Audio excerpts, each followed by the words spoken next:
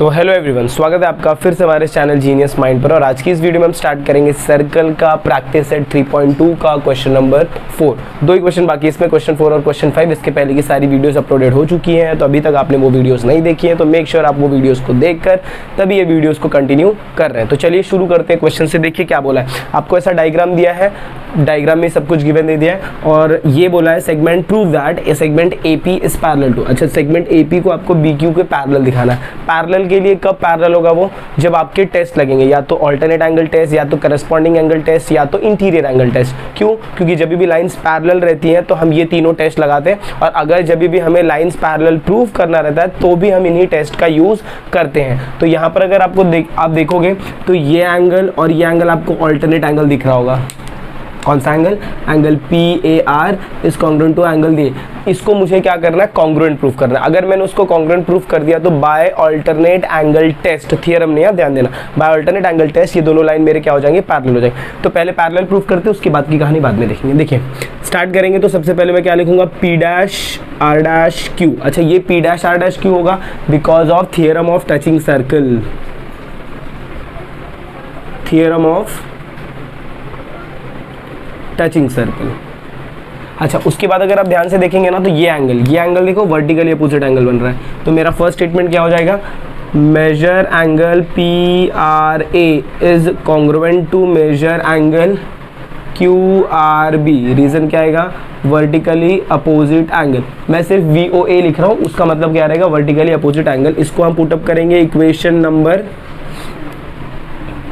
1 put up करेंगे।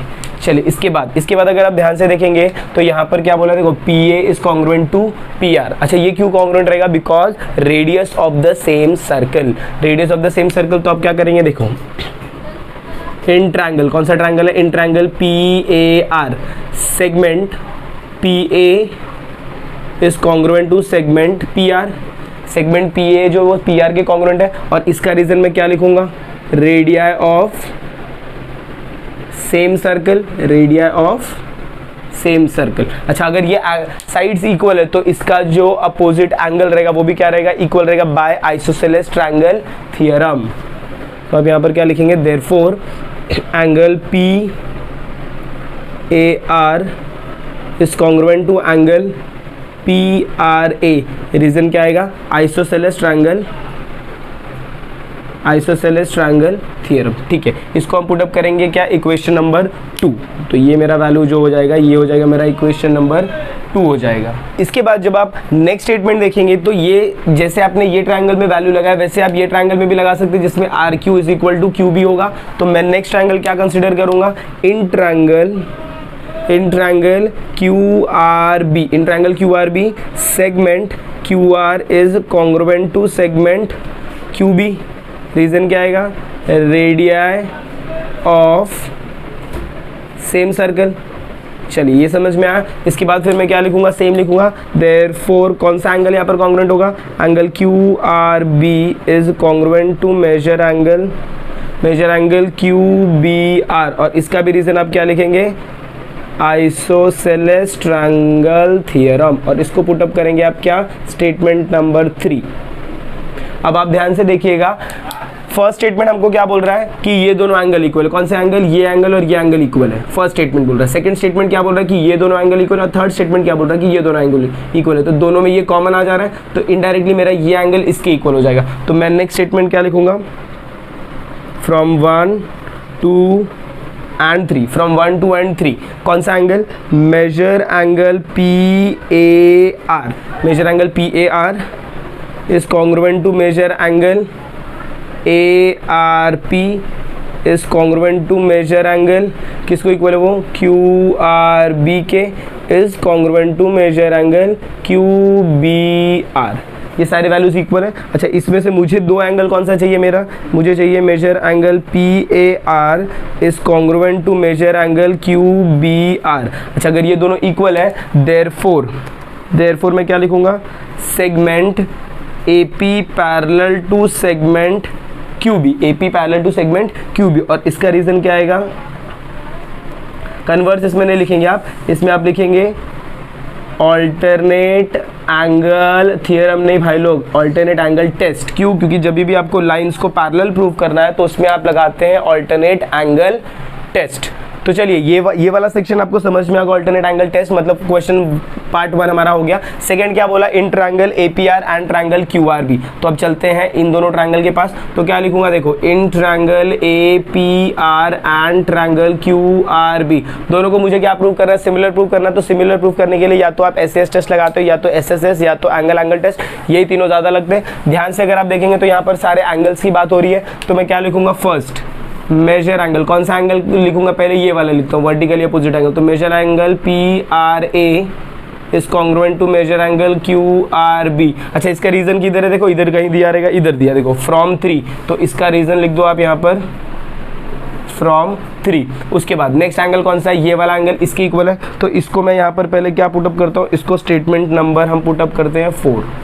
फिर यहाँ पर आप क्या लिखोगे, major angle P A R is congruent to major angle Q B R, और इसका रीजन क्या लिखेंगे, फ्रॉम 4 ये हो जाएगा। Therefore triangle A P R is similar to triangle Q R B, और इसका रीजन क्या आएगा, बाय ए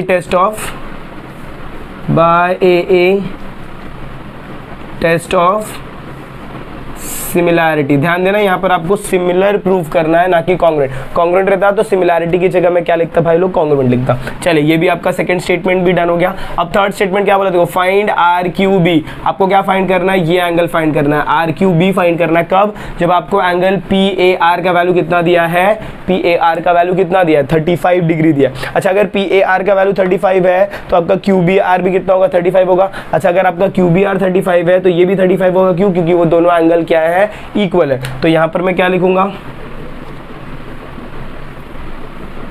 अच्छा ये दोनों एंगल को आप पहले क्या लिख दो, कॉन्ग्रुएंट लिख दो। कॉन्ग्रुएंट लिखेंगे तो कैसे लिखेंगे, देखो major angle P A R is congruent to major angle Q B R. ऐसा स्टेटमेंट कहाँ से, यहाँ पर दिया क्या, कहीं पर एंगल इक्वल दिया क्या, देखो एंगल आपको इक्वल दिया, P A R is congruent to Q B R. ये हमने इधर प्रूफ किया फ्रॉम 4। तो क्या लिखूंगा मैं, फ्रॉम 4 लिखूंगा। Therefore if Q P A R का वैल्यू दिया है तो मैं क्या लिखूंगा, major angle Q B R is equal to क्या हो गया मेरा, 35 डिग्री हो गया। अच्छा, अब अगर मेरा क्यू बी आर 35 डिग्री हो गया, तो क्यू आर बी कितना रहेगा, 35। Therefore major angle Q B R is congruent to major angle Q R B. तो ये कहाँ से आएगा, फ्रॉम 3। अच्छा, अभी इसका वैल्यू क्यू बी आर का वैल्यू को दिया तो major angle Q R B कितना हो जाएगा, 35 डिग्री। बहुत सिंपल है, देखिए ये वैल्यू आपको 35 दिया है, ये वैल्यू 35 दिया, तो ये एंगल इसके इक्वल था, ये भी 35 है, और ये एंगल इसके इक्वल है तो ये भी 35 हो जाएगा। ये ऐसा क्यों हुआ, क्योंकि ये दोनों कैसे हैं, आइसोसेलेस ट्रायंगल है। तो अब मैं क्या करूँगा, in triangle Q B R में क्या करूँगा, तीनों एंगल को ऐड करूँगा। तो major angle Q R B plus major angle R Q B plus major angle Q B R is equal to 180 degree. इसका रीजन क्या आएगा, angle sum property of triangle, angle sum property of triangle, ये आपका इधर आ जाएगा। Angle sum property जब आप लगा दोगे तो नेक्स्ट स्टेटमेंट आपका क्या होगा, बोलो। नेक्स्ट स्टेटमेंट आपको वैल्यूज पुट अप करना है, ये 35 ये 35, तो यहाँ पर आएगा आपका 35 डिग्री प्लस ये आपका major angle R Q B ऐसे ही रहने वाला है। ये वैल्यू भी आपका कितना आएगा, 35 इज इक्वल टू 180 डिग्री। तो आप फर्दर सॉल्व करेंगे तो major angle R Q B is equal to 180 degree. 35 plus 70 होता है तो यहाँ पर आएगा -70। Therefore major angle R Q B is equal to 110 degree. और ये आपका हो जाएगा लास्ट स्टेटमेंट, आपको जो फाइंड करना है R Q B. I hope आपको क्वेश्चन समझ में आया, please take a note of this. I hope आपको क्वेश्चन नंबर 4 समझ में आ गया। तो चलिए मूव ऑन करते हैं क्वेश्चन नंबर 5 की तरफ। क्वेश्चन 5 में आप देखेंगे तो आपको ऐसा अच्छा सा डायग्राम दिया है। डायग्राम देख के डरने का नहीं, बहुत सिंपल डायग्राम है। गिवन टू फाइंड में आपको बोला है लेंथ सी डी, और कंस्ट्रक्शन में क्या बोला है, ड्रॉ कंस्ट्रक्शन ए और ई बी, जो कि आपका सेंटर को ज्वाइन करता है, और क्या बोला है ए एफ बनाना है आपको, जो कि परपेंडिकुलर किसको रहेगा, बी डी को, और यहाँ पर जो सेक्शन होगा ऐसा हो जाएगा B dash F dash D हो जाएगा।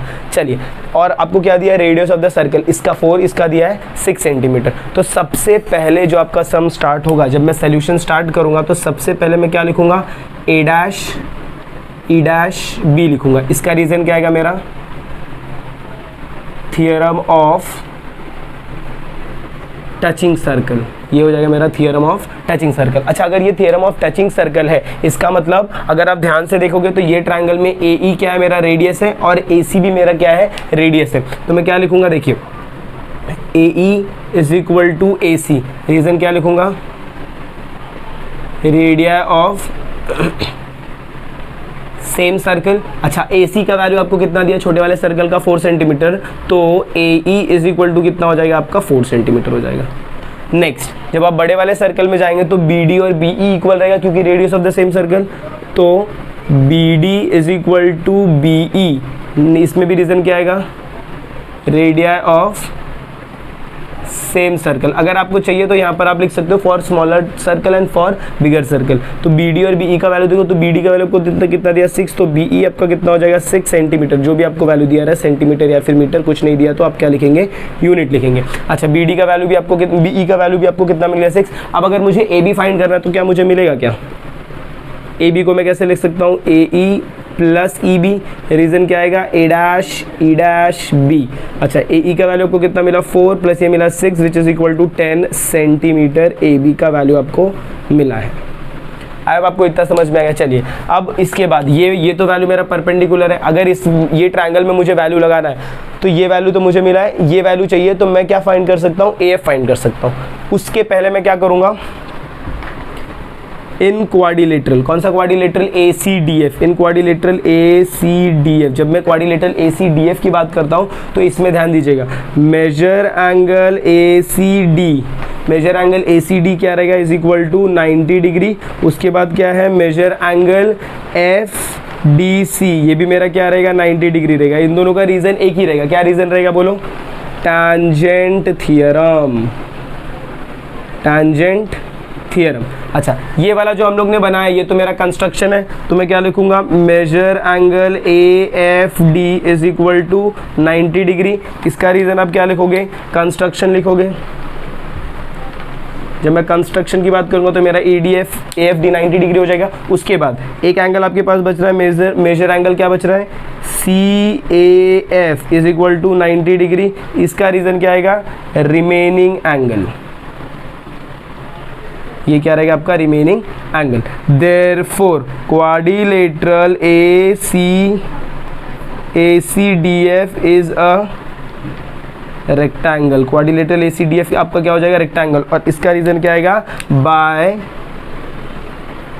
डेफिनेशन। ध्यान रखना, जब भी आप रेक्टेंगल स्क्वायर प्रूव कर रहे हैं तो अगर आपको स्टेटमेंट नहीं समझ में आ रहा है तो सिंपली आप क्या लिख दीजिए, बाय डेफिनेशन। अच्छा, बाय डेफिनेशन से ये रेक्टेंगल हो गया। अगर ये रेक्टेंगल है तो इसके अपोजिट साइड्स क्या होंगे, कॉन्ग्रुएंट होंगे। इसका मतलब क्या होगा कि सेगमेंट ए एफ, ये तो आप ऐसे लिख सकते हो, side A F is congruent to side C D, side A F is congruent to side C D, and side A C is congruent to side F D. Reason क्या आएगा, opposite sides of rectangle, opposite side of rectangle. चलिए, इतना आपको समझ में आ गया। अब मुझे क्या करना है, सी डी फाइंड करने के लिए मुझे ए एफ का वैल्यू चाहिए रहेगा। अच्छा, यहाँ से ये वैल्यू अगर मैं देखूँ तो ये वैल्यू डी एफ मेरा कितना होगा, 4 होगा। डी एफ क्यों 4 होगा, बिकॉज ऑफ दिस। ए सी का वैल्यू अगर आप देखोगे तो ए सी का वैल्यू आपको कितना दिया, 4 दिया है। आप क्या लिखोगे, therefore F D, therefore D F is equal to 4 हो जाएगा। क्यों, reason as A C is equal to 4, ये इसका रीजन हो जाएगा। डी एफ का वैल्यू आपको 4 मिल गया। अच्छा, अब यहाँ पर आपको क्या बोला है, B D is equal to B F plus F D. जब आप ये सेगमेंट देखोगे तो बी डी आपका टोटल है, B F plus F D होता है। इसका रीजन क्या आएगा, B dash F dash D, जो कि आपको इधर गिवन में दिया हुआ है। अभी बी डी का वैल्यू मुझे कितना दिया, टोटल 6। ये कहाँ से आएगा भाई, देखो इधर इधर इधर इधर किधर गया, B D is equal to B E, और बी डी का वैल्यू आपको कितना दिया है, 6 दिया टोटल वैल्यू। तो ये 6 हो जाएगा। बी एफ का वैल्यू किधर दिया है, बी एफ का वैल्यू हमको निकालना है, और एफ डी का वैल्यू आपको कितना दिया, 4 दिया। तो इसको जब मैं माइनस करूँगा, 6 - 4 इज इक्वल टू माई कितना हो जाएगा, बी एफ। तो बी एफ का वैल्यू मुझे कितना मिलेगा, 2 मिलेगा। बी एफ का वैल्यू मुझे कितना मिल गया, 2 मिल गया, और ये टोटल वैल्यू ए बी का वैल्यू मुझे कितना मिला है, 10 मिला। तो मैं ए एफ फाइंड कर सकता हूँ, यस ज़रूर फाइंड कर सकता हूँ। तो क्या लिखूंगा, देखो इन ट्रायंगल, कौन सा triangle, A F B, major angle A F B is equal to 90 degree, therefore by Pythagoras theorem. क्या अप्लाई होगा, ये पाइथागोरस थ्योरम। जब पाइथागोरस थ्योरम आप अप्लाई करोगे तो हाइपोटेन्यूज इसमें क्या है, ए बी, तो क्या स्टेटमेंट होगा, ए बी का square is equal to A F का स्क्वायर प्लस एफ बी का स्क्वायर। अब ए बी का वैल्यू आपको दिया क्या, यस दिया है, तो ए 10 स्क्वायर हो जाएगा। ए बी का वैल्यू किधर दिया, बोलो इधर दिया ना, तो इसके हिसाब से इसको स्टेटमेंट आप पुटअप करोगे। एफ बी का वैल्यू इधर है, ए एफ का वैल्यू आपको नहीं पता, तो ए एफ आपको ऐसे रखना है, A F square plus F B की जगह आपका कितना आएगा, 2 का स्क्वायर, 10 का स्क्वायर आपका हो जाएगा 100, ए एफ स्क्वायर ऐसे ही रहेगा, ये हो जाएगा 4। इसको इधर माइनस करेंगे तो 100 minus 4 is equal to your A F square, तो ये कितना हो जाएगा, 96 is equal to your A F square. अब जब आप इसको फर्दर सॉल्व आउट करेंगे तो taking square root on both side करने का, taking square root on both side, तो ए एफ क्या हो जाएगा, A F will be under root of 96। अब 96 का आपको क्या निकालना है, रूट निकालना है। तो 96 कौन से टेबल में आता है, इसका फैक्टर आप निकाल सकते हो, 12 8 जा शायद 96 होता है, 12 8 जा 8 2 जा 16 6 1 8 1, हाँ बराबर, 12 8 जा 96। तो आप इसको कैसे लिख सकते हो, therefore A F is equal to under root of 12 into 8। फिर आप कैसे लिख सकते हो, A F is equal to under root of 4 into 3 into 4 into 2, मतलब 16 6 जा, देयरफॉर ए एफ 2 4 है तो 1 4 बाहर आएगा, 1 4 बाहर आएगा, और अंदर क्या बचेगा, 4 रूट 6। ए एफ का वैल्यू हो गया कितना, 4 रूट 6। अच्छा, अगर आपका ए एफ का वैल्यू 4 रूट 6 है तो सी डी कितना रहेगा, वो भी क्या रहेगा, 4 root 6। Therefore A F is equal to C D, reason क्या रहेगा, side of rectangle, therefore length of C D, या फिर जो आप डी सी बोलो 4 रूट 6 सेंटीमीटर। इतना थोड़ा सा कॉम्प्लिकेटेड है ये, बट सिंपल है। कि ध्यान दीजिएगा, जब 2 तरीके के सम्स होते हैं, एक होता है शॉर्ट, जो सम छोटा रहता है उसमें आपको दिमाग ज़्यादा लगाना पड़ता है, जो सम बड़ा रहता है उसमें आपको दिमाग नहीं लगाना पड़ता है, वो सिर्फ लिखने वाला काम रहता है। तो ये ऐसे सम्स है जो लिखने वाले सम्स है। तो आई होप आपको ये क्वेश्चन समझ में आया। Please take a note of this. तो अगर आपको वीडियो पसंद आए तो प्लीज़ वीडियो को ज़्यादा से ज़्यादा शेयर करें, चैनल पर नए हैं तो चैनल को सब्सक्राइब करना ना भूलें। मिलते हैं अगली वीडियो में इसी के कंटिन्यूएशन के साथ, तब तक के लिए have a good day and take care.